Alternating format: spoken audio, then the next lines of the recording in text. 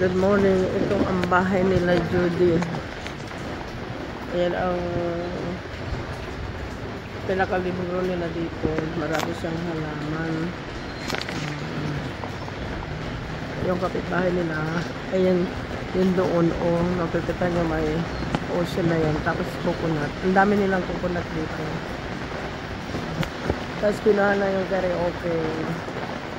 Tapos na, dito ako sa taas kasi umuulan. Ayun, marami siyang oregano. Oregano.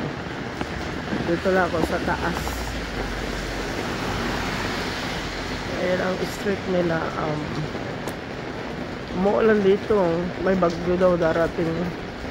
Pero kahit na umuulan, masyado pa mainit. Yung simoy ng masyado mainit. Hindi pa rin nawawala yung aking ubo at saka yung paos pa rin.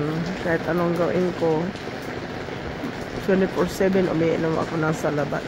Ganun siguro. Tuwing uwi ako ng Pilipinas, ganito talaga.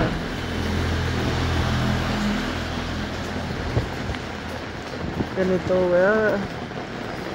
dito.